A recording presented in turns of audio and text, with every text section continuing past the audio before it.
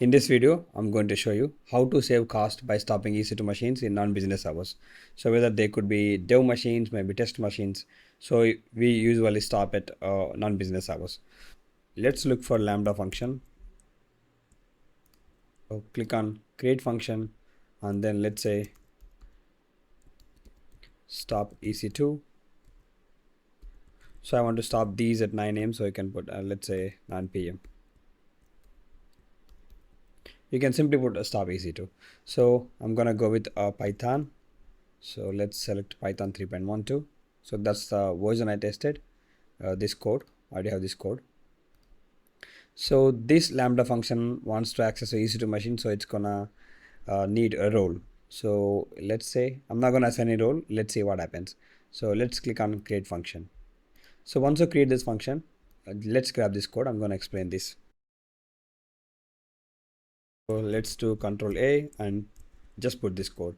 So basically it's gonna import boto3 and then it's gonna create this variable. It's gonna use boto3.client and then EC2 and then it's gonna have this function, and then from this function we are going to create a variable.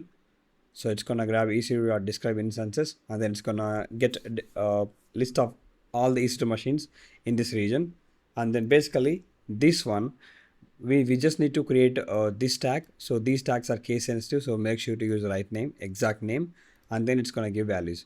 So which of the machine you want to stop them, so let's assign them this tag and then let's give it a value and then let's update that value over here, and then it's gonna create one more variable instance IDs and then it's gonna fetch them, it's gonna loop through them, and then at the end it's just gonna stop them.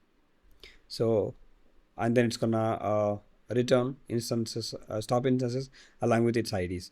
So let's achieve this. I'm just gonna click on deploy. Okay, it says no changes. It seems it's been deployed. So now what I can do actually, if I'm just gonna stop this machine. So if I want to stop this machine, let's go to tags. So which are the machines you want to stop, just assign them the tag. So click on manage tags. So it has to be exact match. So that's private capital IP. So I'm just gonna give some empty value for now. Let's say 10. So actually you can, I just want to use this private IP. You can use any value, but you just need to supply this value in this function over here. So I'm just gonna grab it. Let's edit that. So now I just need to update this value because I used a private IP tag. So once you add this tag, you don't see them here. You can simply click on here and then scroll down.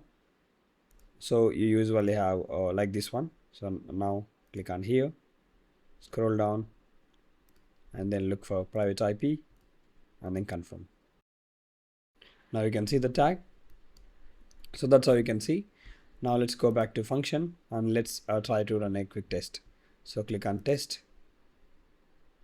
So before that I need to update this IP address. Let's go to function code and then this is basically going to expect a list. So you can simply put comma and then put them in quotes. Deploy. Now click on test and then click on test. I know I'm going to get an error. This is expected because you can see an error occurred, unauthorized operation, because this Lambda function is trying to access EC2 machine. If you click on configuration, go to permissions, now you can see this role. If you click on that role, because this role doesn't have EC2 permission, so you can see. So I'm just gonna add permission, click on attach policies, let's say EC2 full. In production, just follow least privilege method. So that's been done now. If I try to retest, now still you can see the same error. Let me just refresh once. Now click on test. Okay, when calling describe instances, you're not authorized to. It still says the same. I'm just gonna wait for a while. After 5 minutes, I'm trying it again. Now I can see stop instances. So I can see ID. So it just took a while to reflect these permissions. So if I go back to EC2 machine, Now you can see they are stopping now.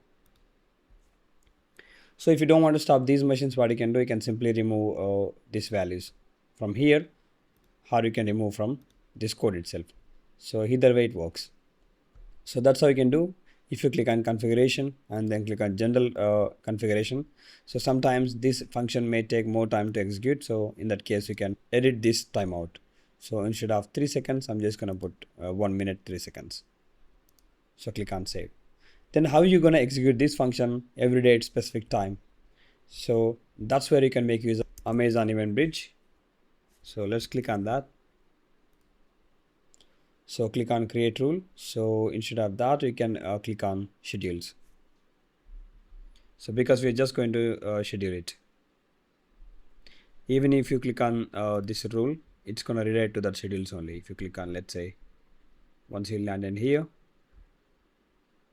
if you click on rules with event pattern, so basically not with event, we're just going to schedule it. So you can choose schedule. Basically, we choose events if something happens, maybe some EC2 machine created. If you want to do something, in that case, you can do. So let's click on this one. So you can give it here. So let's fill stop EC2. If you click on next, so if you what you can do actually, you can choose fine grained schedule that runs at a specific time, such as 8 p.m. 8 a.m. PST. So you can choose this way, or if you want to do it, if you want to run this one at every 10 minutes, you can do this as well. So let's click on that. So I imagine I want to stop these machines at 9 p.m. So what I can do, so let's choose this on as per PST it says, that's fine. So if you click on, maybe I'm gonna go with, you just need to give it a try. Let's say 30, maybe 14 hours. So if you want to run this every day, and then every month, every week, and then every year. So that's how we can do. Once you do this, you can see this here. So it's basically UTC. If you click on local time zone, so it's gonna run at 8 p.m. Let's say if I want to do 15, now you can see it's 9 p.m. So every day 9 p.m. This one is going to trigger. If you click on next, and then which service you want to trigger at 9 p.m. So I'm gonna go with the Lambda function. Choose Lambda and then choose a target function. Stop EC2 9 p.m. Click on next. Here you can see it's gonna create a role, execution role, that's fine. Click on next and then click on create rule. So once you create this rule, so if you come to schedules, so if you don't see that you can click on schedule rules. It seems it's gonna be it's a legacy, soon they might remove it. So now you can see, but it's been disabled. If you click on that,